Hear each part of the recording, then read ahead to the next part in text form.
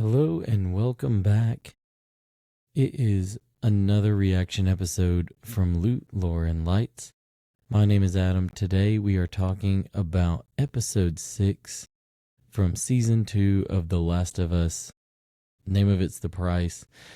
Neil Druckmann actually was the director on this episode, which was the creator of The Last of Us series for the PlayStation. It jumps straight in and starts with a backstory for a young Joel, and you see that he's always had this will do what it takes to protect the weak, even if it means lying. And his dad gives him this little speech afterwards saying that, when you have one of your own later, I hope you'll do better than me. And we're going to see that tie back as it continues. There was a close-up, I don't know if you guys caught it, of the watch, which plays a big role. There's multiple scenes that zoom in on the watch that Joel has, even to the point when he saved Abby.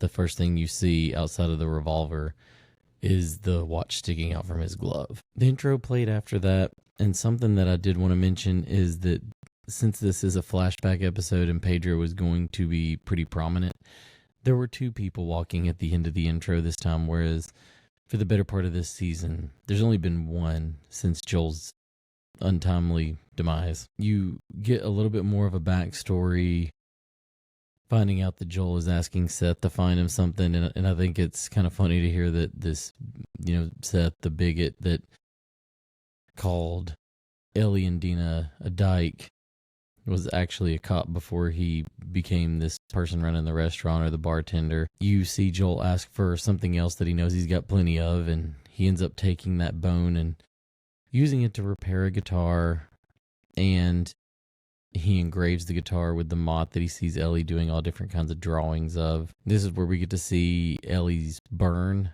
because she wants to be able to wear short sleeves. She doesn't want to have to hide the bite mark to keep a secret from everyone else that she is immune. It's her 15th birthday, and Joel presents her with the cake and a present, and we get to hear Joel play Future Days, or Our Future Days, that we heard Ellie sing the first line to last episode before she took off after Nora. I like how they took the dialogue directly from the game at this point too, where right after he's done, Ellie's like, well, that didn't suck. And it was really appreciative. And you can tell there was a lot of different throwbacks like that, like some verbatim dialogue in this episode where Neil Druckmann was the director. Moving right along through the episode, there's another cut for a year later to the 16th birthday. And this was the part that a lot of people who have played the games are going to be most excited to see. And it's going to be the museum part. And they kept it true to the game where she finds the T-Rex and she's able to climb up on top of it.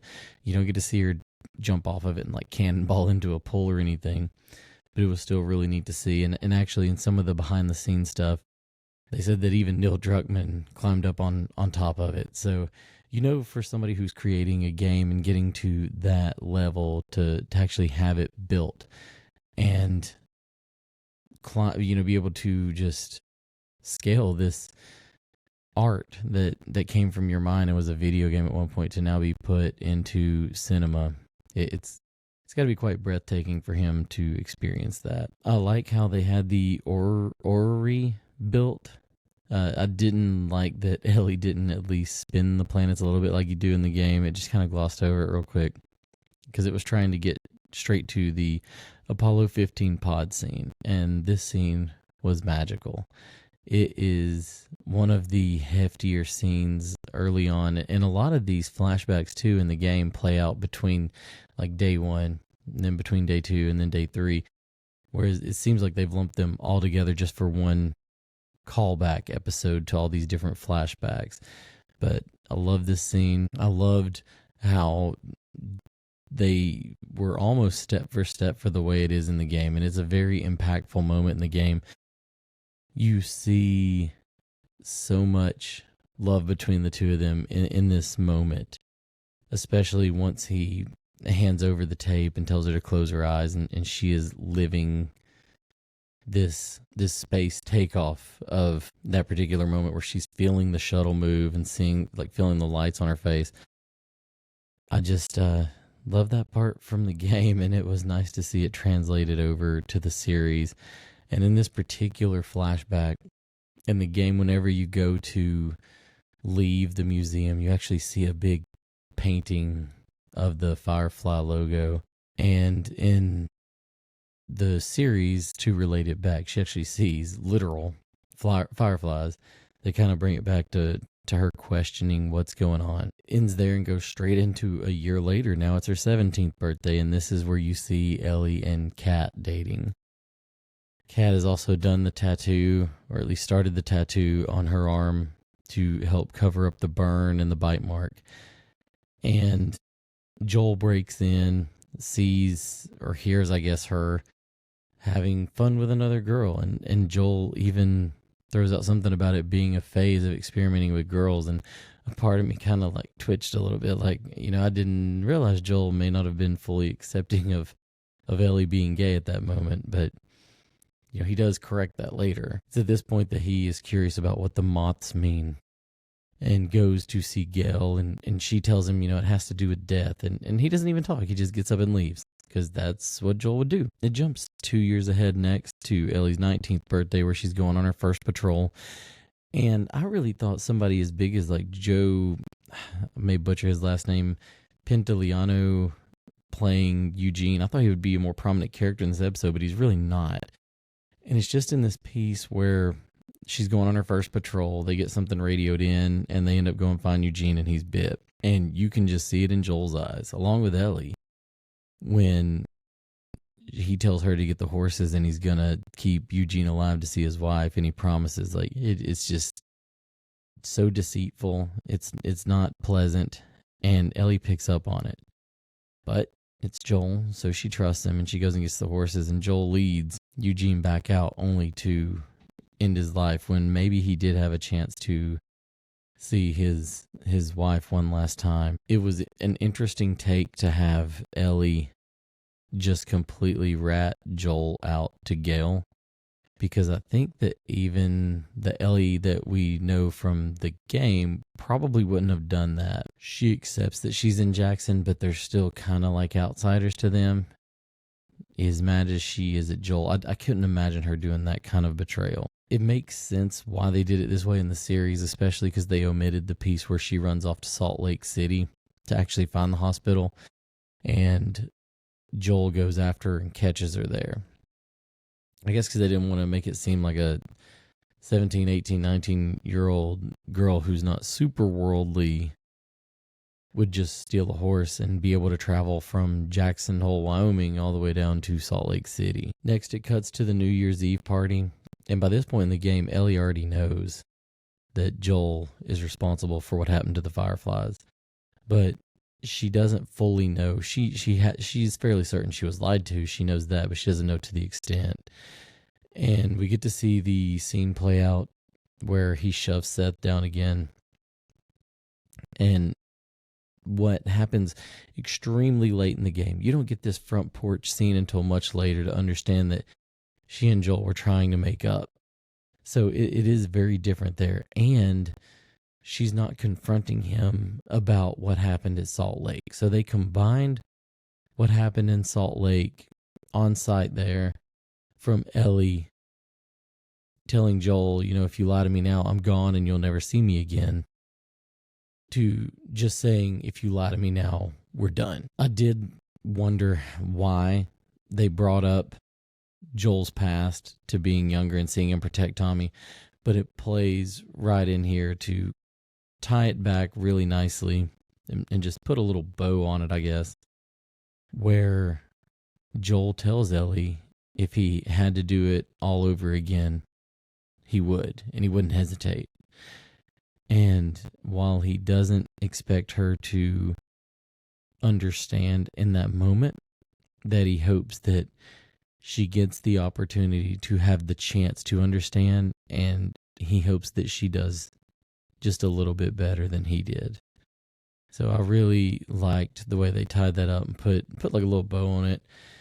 It was not as, I don't want to say it wasn't as hard hitting as it was in the game, because the way that they tied it all together. And like I watched this with my daughter, who's obsessed with Pedro Pascal, and she is just bawling just about the whole time during this part.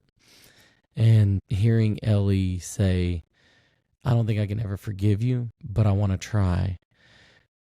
That is the last words she'll say to Joel prior to Abby getting a hold of him. And it really makes it just so much stronger. And yeah, I don't know what else I can say about that scene. It was really nice the way they tied it together. I liked it in the game a little bit more, where it played it back at the end. Like, she did get a little bit of closure to say she wants to forgive him. But to bring it in now, it also brings it into perspective to see that despite what's happened, she is just like Joel. And that's what we just saw her do to Nora in the last episode. And I do apologize tonight, guys. I'm a little under the weather, so I know my voice probably doesn't sound the same. But I'm just trying to get through it for this episode. I'm excited to see where next week takes us. The episode tonight ended right after it cuts back to present day, where she's back at the theater. For the penultimate episode, I thought it was really good. I enjoyed it. It's a good flashback episode. We got to see everything make a little bit more sense as to why Ellie is going and doing what she's doing. Because if you just think that she has been mad at Joel the whole time, why would she go after somebody? But now you know, they had just started making amends. It had been, 2 years of them fighting, and finally she's at a part where she's ready to heal and forgive. And now that's been taken away from her by someone who, kind of did the same thing to Joel, like to her, for what Joel did to Abby. Next week is going to be a very hard-hitting episode. I will try and get a reaction video out that night, but I kind of am not sure. I'm going to try and take it all in and enjoy the moment. It is going to be heavy. They're going to go to the aquarium. There will be some other things that'll happen, and I do think the episode's going to end in the theater. But for those of you who have played the game, you know exactly what I'm talking about. If you're just watching the series, I will be thinking about you next week, and I hope you enjoyed tonight's episode. It has been fun talking to you kind of about the differences between the game and the show all season long. We have one more episode left to do it. We'll probably move on to something else, but I don't know quite yet what it'll be.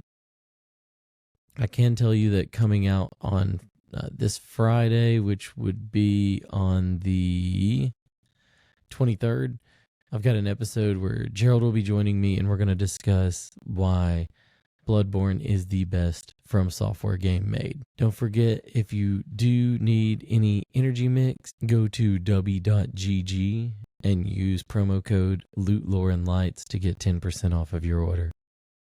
Those small things help support the channel.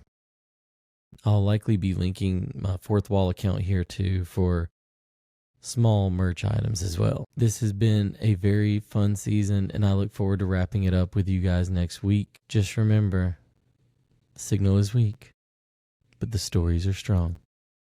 Take care.